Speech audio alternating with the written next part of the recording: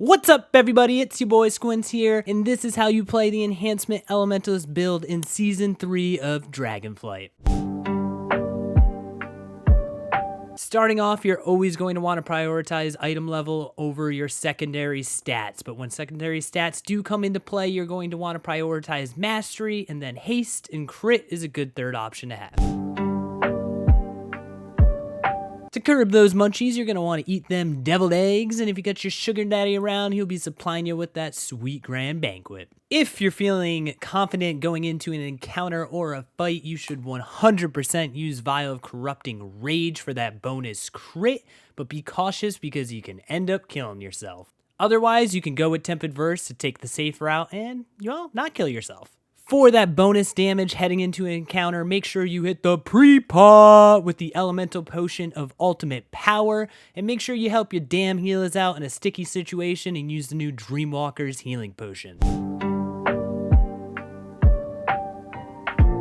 First things first, for all these base talent builds I am recommending, you can find the import string in the description below. To kick it off, these are the class talents I recommend you taking for most M+ scenarios. A few key callouts is Astral Shift is our main defensive cooldown. It's on a 90-second cooldown thanks to the talents, so that is the main one you'll be using. The only other defensive cooldown we have is Earth Elemental, and it's on a 5-minute cooldown, so do not expect to be using that very often. When it comes to helping your healers, we have Ancestral Guidance, so during big group damage moments, make sure to pop that to help support your healer. And we also have Stone Skin Totem, which is a 10% physical damage reduction, so try and keep that down alongside your Healing Stream Totem to help the group out. We also have a ton of CC and interrupt potential here with Cap Totem and Thunderstorm, so make sure to be using those anytime that you can to help support the group. On the class side of the tree, it's important to note that we are running the Elementalist build, so we'll be using Hot Hands and Ashen Catalyst, which basically means anytime Lava Lash lights up, smack that. Another call out here is Sundering will still be part of your rotation while you're working on obtaining tier 31 this season. Once you obtain tier 31, Sundering will become an additional filler ability to use in AoE scenarios and an additional AoE interrupt. For Mythic Plus, you're going to have a lot of options you can play around with for your talents. Starting off with the class tree and all the talents highlighted in red, these are talents you're going to be able to swap to depending on what the affixes are that week. Starting off with Thunderous Paws, you will want this to be able to pop into Ghost Wolf for Entangling week. You can also use Spirit Walk, but this is a baseline talent I recommend to also take off Entangling. You're going to want to pick up Hex for Incorporeal weeks. You'll want to pick up Poison Cleansing Totem and potentially Cleanse for Afflicted weeks. You'll basically be able to cover all of Afflicted if you pick up those two talents, which comes in real handy when you're doing a pug group. Swapping over to blue talents, if you end up running into Mythic Pluses that have a purgeable ability that you want to purge, make sure to pick up Purge for that specific dungeon. Now, everything highlighted in green, those are all optional. Those are all your choices. If you like Earth Shield and Chain Heal, pick that up. It's totally up to you. You can play around with those green talents however you'd like. Hopping over to the enhancement side of the tree, I've highlighted Wind Fury and Sundering as green. These are kind of your choice. You don't necessarily need Wind Fury for every single group you're in, especially if it's a spellcaster or range heavy group. And Sundering you also don't necessarily need, but you do have to pick one of the two to advance the tree to the lowest half. Diving down to the bottom of the tree with the purple talents, if you did not pick both Wind Fury and Sundering, you have a free talent point to play with. The option is truly yours. You can either go with Elemental Assault and get a 10% increased damage on Storm Strike and a 50% chance to gain an additional Maelstrom every time you use most of the abilities in your rotation, or you can go Legacy of the Frost Witch and every time you spend 10 Maelstrom, reset the cooldown of Storm Strike and get a damage increase on Storm Strike and your Frost abilities. Moving on to the raid and single target talents. On the class side of the tree, you can see we made some changes and removed some of our group baseline support from our Mythic Plus talents and picked up Earth Shield and removed all of our AoE CC because you're just not going to need that in most raid encounters. Looking at the enhancement side of the tree, we're dropping Sundering and Crash Lightning and picking up 2 Elemental Assault. Now, in terms of choices you have here, it is far more limited and it's going to be strictly encounter based. So everything highlighted in blue on the class tree is all choice dependent on the encounter type you are facing. Everything highlighted in green is personal preference and is totally your choice. Same goes for the enhancement side of the tree. Elemental Assault, you're going to get a little bit more damage out in single target. Legacy of the Frost Witch, though, if you enjoy playing with it, hell, just play with it.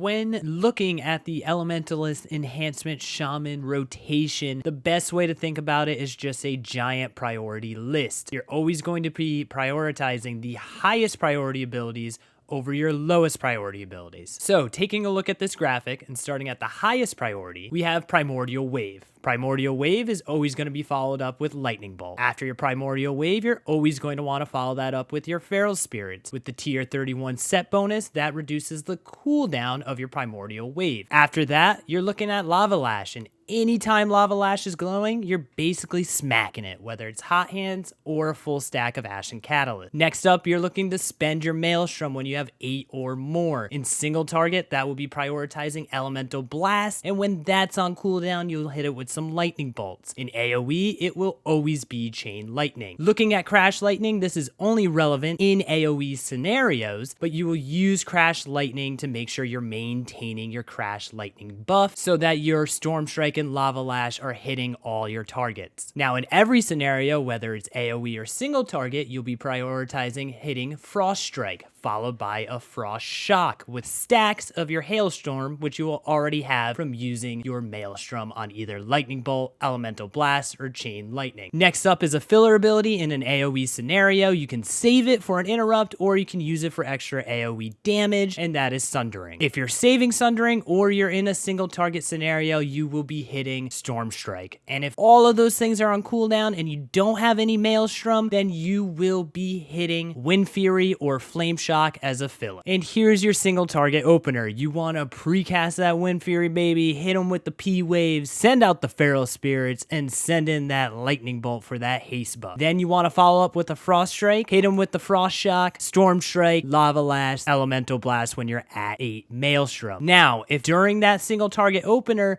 you end up proccing Hot Hands, you're gonna have to do some Lava Lash weaving, which you'll see in the rotation video coming up next. But if that does happen because of Hot Hands, you will go Lava Lash, Frost Strike, Lava Lash, Frost Shock, Lava Lash, Elemental Blast, Lava Lash. And no, I'm not a broken record. That is literally how it goes. Now, the AoE opener is a little bit easier. You'll precast Wind Fury Totem, hit the P-Wave, send in the dogs, hit them with a Crash Lightning, and then hit your P-Wave target with Lava Lash to spread that Flame Shock. Follow up with a Lightning Bolt, Frost Strike, and Frost Shock. And so you don't have to worry about Wind Fury Totem management. Here's a super helpful macro you should be using. You can use it on Lava Lash or Storm Strike, and both of these macros are in the description below. Now let's see these rotations in full swing. Before we get started, super quick, here is where all of the crucial information in my UI lives. Right here is where all my abilities live with their procs. Right here is where all my buffs are. This is my Maelstrom. This is the Crash Lightning buff, and here's my most recent casted ability for you guys. And the most recent cast always comes from the left.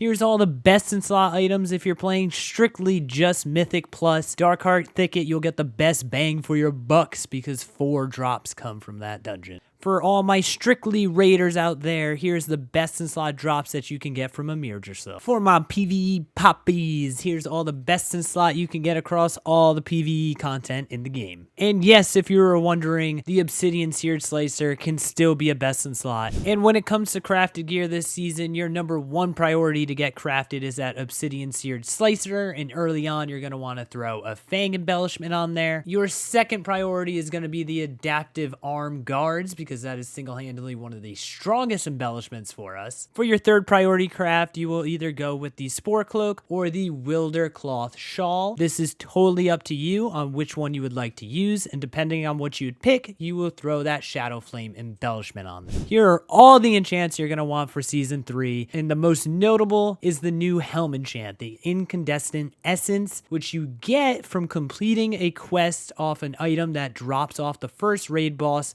Naru. And for us melee, we end up getting the Cruel Nightmare. This is a reusable enchant, so once you complete that quest from the item that drops off the first raid boss, you'll have this enchant for the rest of the expansion. And last but not least, your gems. You're going to want 1 skillful limited diamond, and then everything else you're going to use keen netherite. If you end up hitting a part in the season towards the very end, most likely, where you have all of your gem slots unlocked across all your gear, you can end up crafting the Elemental Lariat, and then you'll want to move the Skillful Diamond over to your Lariat, and then use all Keen Emerald on that Lariat.